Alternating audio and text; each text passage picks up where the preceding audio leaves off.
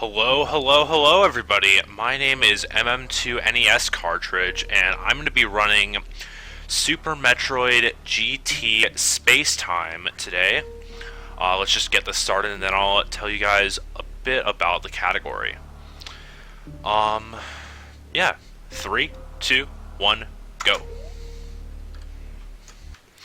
So, GT Spacetime is... The category rules are beat the game as quickly as possible, and the GT code must be executed. Now, what is the GT code? For those who are unfamiliar, there is a boss down in the lower Norfair area of the game called Golden Chorizo.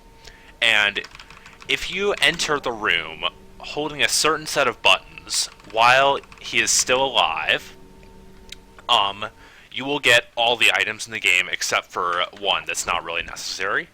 Mainly because it's right by the boss. Screw attack. But the important part is that we get all the beams. And if we have all the beams, then we can execute a glitch called Spacetime, which allows us to warp through space and time on planet Zebes.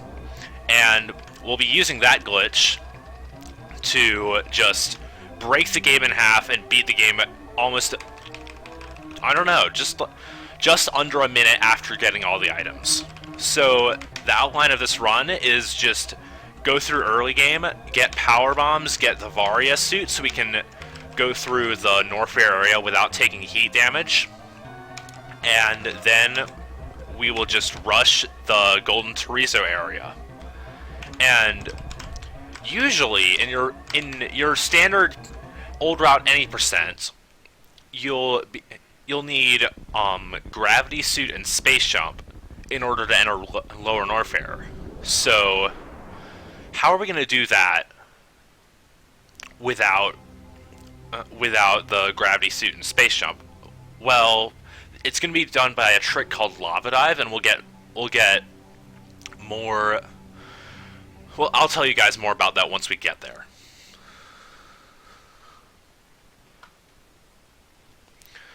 But right now, we've just gone through Ceres Station, the beginning of the game, and we're going to be going down to get the Morph Ball and the Alpha Missiles.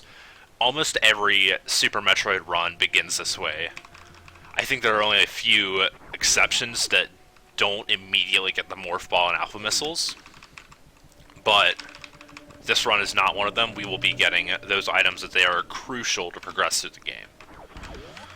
So here I'm going to be trying for a trick called Moonfall. And Moonfall allows me to break the game's fall speed cap and allow Samus to fall as fast as I just accelerate downward basically to infinity. And it just allows us to fall through those like 9 screens extremely quickly. Saves about 3 seconds there. So here we're going to be getting the Morph Ball, and you can't really do that much without the Morph Ball. Do kind of need it. Then after this, like I said before, we will be getting the Alpha Missiles, and then we'll be heading back the way we came. Super Metroid is a Metroidvania, and it's designed to include a lot of backtracking and exploration, and this is just the start of that backtracking. And I'm pretty sure it's the end of it also. No, it's not. There's a bit of it later, but that's not very important.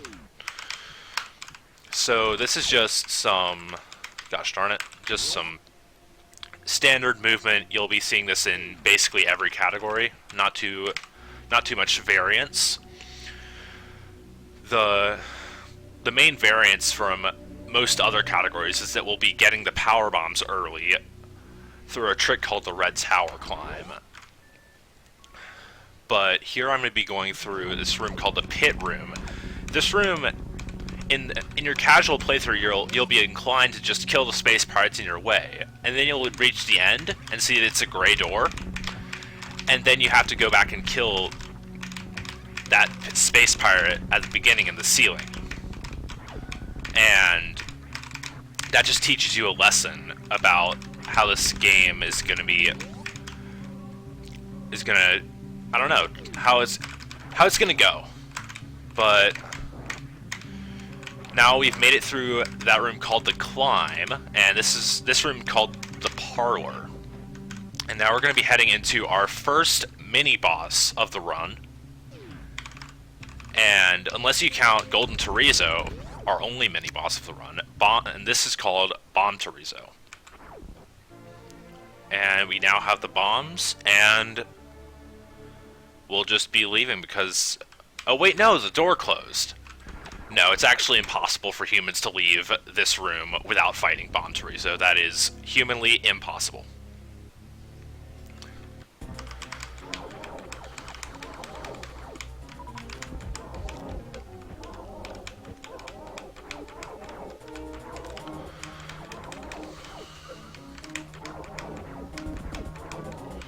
Didn't quite get the drops I wanted from that Bomb Chorizo fight. The way it works is Bomb Chorizo does... He shoots some little orbs out, and you can shoot those orbs for drops, and they can either drop health or missiles, and we want missiles for the fight. But I took a hit, and I didn't really want to take that hit, so he dropped some health, and that slowed me down a bit. But that's not a big deal.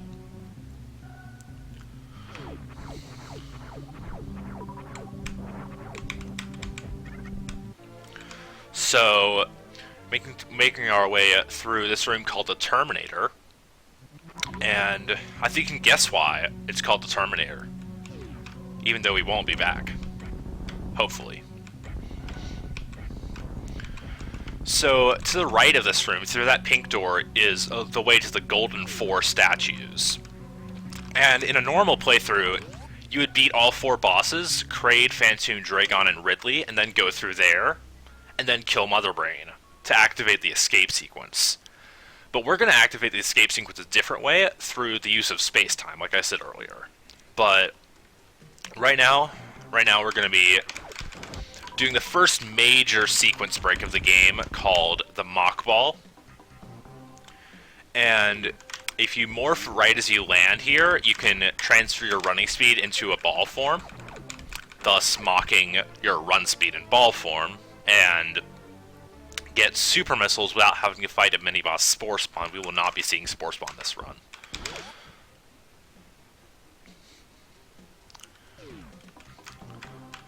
So that's a pretty major sequence break you'll see in almost every single category.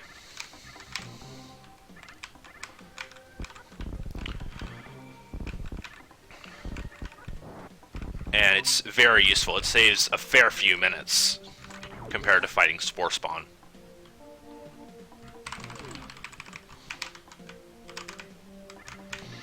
This is just some standard movement. I'm going to pick up this missile pack here because it's a nice safety to have.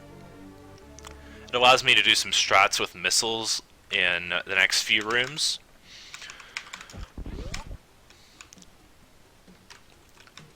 Now we're going to be doing another mock ball here. And shoot this guy with a missile, shoot this guy with a missile, and then make it through this room. This room's called the Green Hills, and you can really see why it's called the Green Hills. This room is called the Noob Bridge, and it's so named because if you're new to the game, you probably don't know that this game has a run button, and that room forces you to learn about it.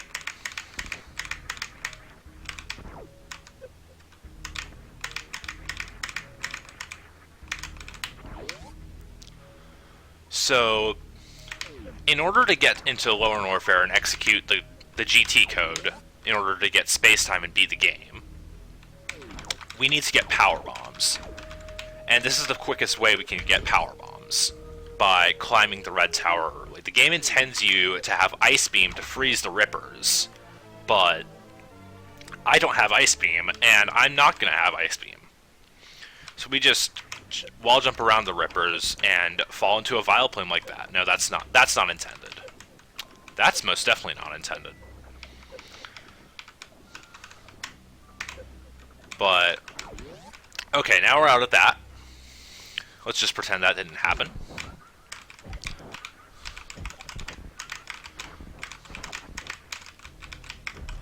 So, Now, having gotten the power bombs, we can progress through to our first and final boss of the run, Kraid. Kraid is slightly annoying, but not too bad.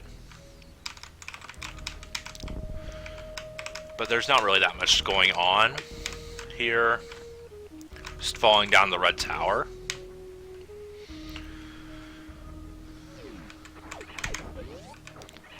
Oh boy. Okay. That could have been a bit worse than it was, but... Oh boy. Okay, the iframe saved me. So there's a... So GT Spacetime has a sister category, you could say, GT Classic. GT Classic is just any percent. You have to beat the game normally, but you are allowed to use the GT code. And I believe Kekumen Shoyu is going to be doing that run later in this marathon. And I would highly recommend watching that. It's going to be a really good run. Shoutouts to Keku, he's awesome anyway, in general. But that category, you get all the items, and then you have to go through and do basically just a boss rush through the 3 bosses you haven't killed, and then through to Turian. Oh boy, that could have been a lot worse. And it's a very interesting category in its own right, but it's a bit too long for the time slot I had to fill, so I decided to do this.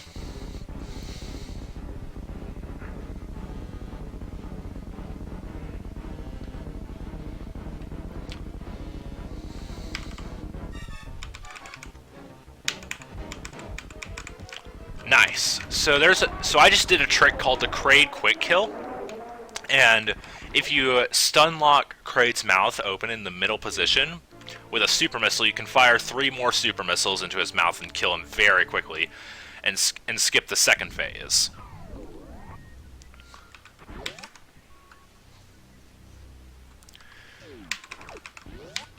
But yes, the Bomb Torizo skip is exclusive to PAL for humans. TAS can do it on NTSC, the version I'm playing on, but it's humanly impossible because it requires you to do 30 Hertz button pressing, which is humanly impossible. So humans cannot do it on NTSC, we can only do it on PAL. And the reason we can do it on PAL is because PAL runs at a slower frame rate, but it waits the same amount of frames in order to before it closes the door for Bomb Torizo.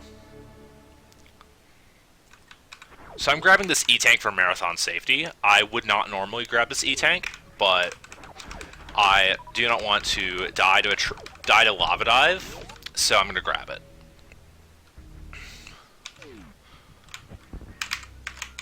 Missed the mock ball there.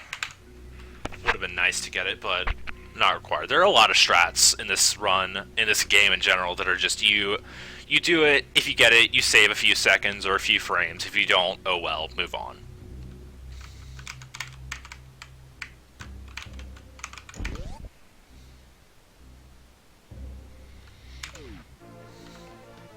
So now we're going to be picking up this energy tank here and the high jump boots.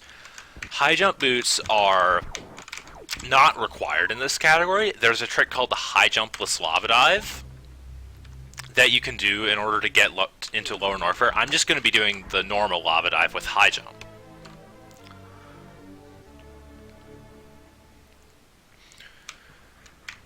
And the difference is that high jumpless lava dive is much riskier and just a lot harder to execute in general.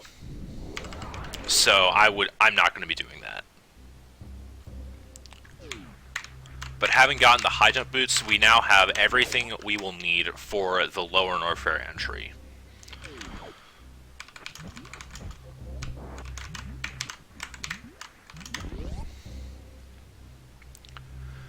Almost time to break the game. That is correct. So So we're just making our way through a few rooms. I will be taking a save before the lava dive, because there is a distinct possibility of things going wrong and taking a death, and that if I died, then I would have to reset back to the beginning of the run. Not exactly the beginning of the run, but close enough, and it would not meet the estimate, and that would be bad. So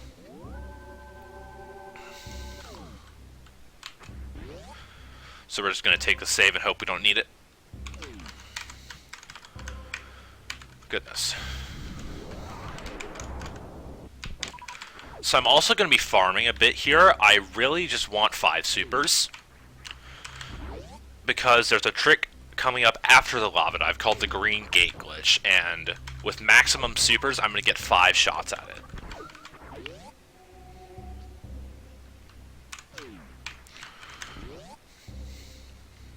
So hopefully I'll get that. I'm gonna be taking a save after the lava dive. Oh boy, this isn't good, but I should be fine.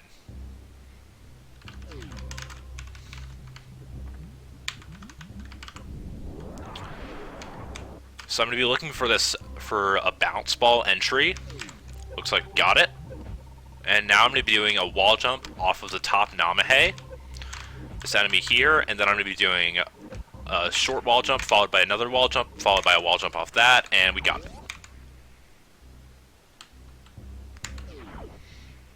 But yes, I'm going to be playing, I am playing this on an emulator, and I'm playing on a keyboard.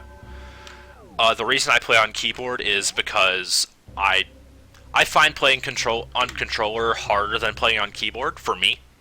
Obviously that doesn't apply to everyone. I'm an exception to the rule in that regard. But that's why I play on keyboard. Goodness.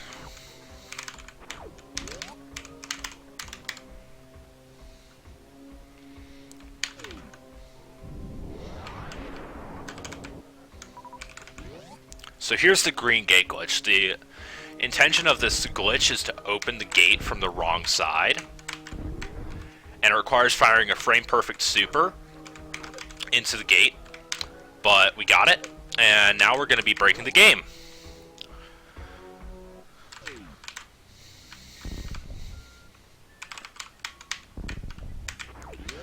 So if you jump into this door, you don't have to jump, but it's safer. And then you hold all 4 face buttons. Then you get all the items here. And I'm going to turn off Wave Beam to have Spacetime. I'm going to fire a super like that, and now the game's broken.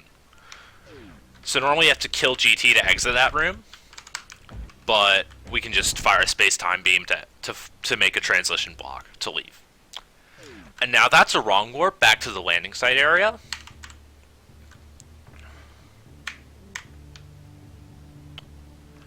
And now that's another warp out of the out of bounds area by landing site.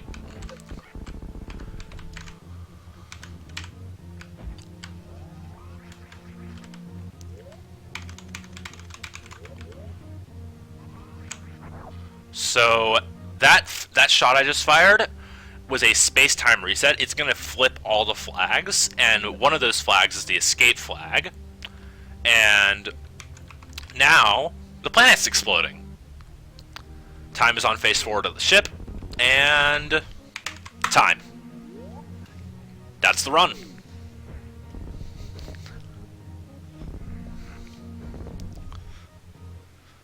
Perfectly normal Super Metroid for you guys.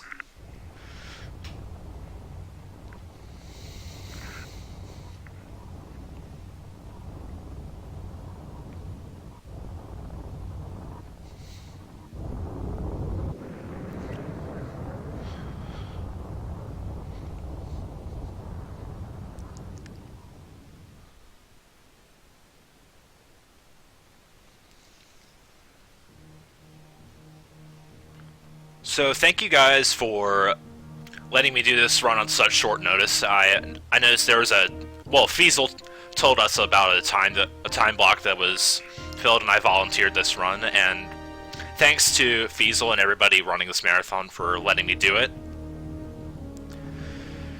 And of course, shoutouts to all the other runners in this marathon.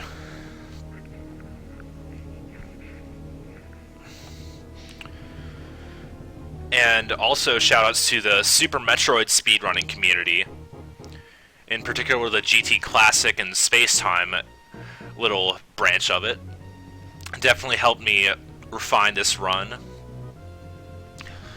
and get it to a state that I feel like I can do on this stage.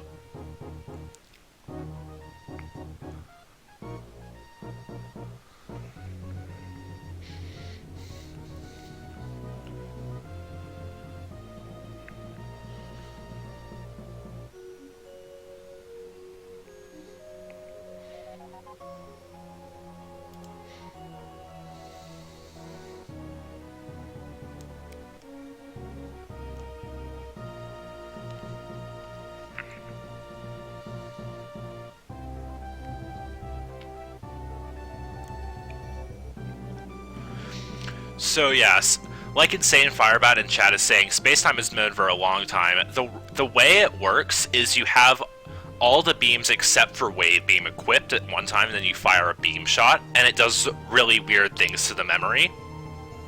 And the reason it's so glitched is because the game doesn't intend you to have Plasma and Plasma and Spazer equipped at the same time. They're supposed to be mutually exclusive. So if you glitch it so that you have both of them on at the same time, it does really weird things. And if you have this specific combination of beams on, then it'll break the game. And we just found a couple of setups to be able to manipulate it in such a way that it doesn't crash. Because if I do it wrong, there's a very distinct possibility that it will crash.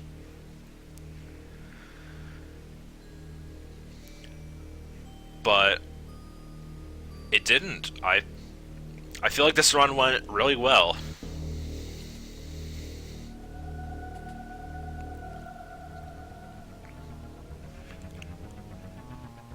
And of course, again, shoutouts to SpeedGaming for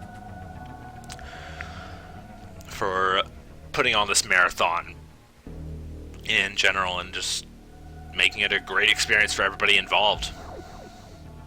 Deer Force, by the way. Shoutouts to Deer Force, the dev team.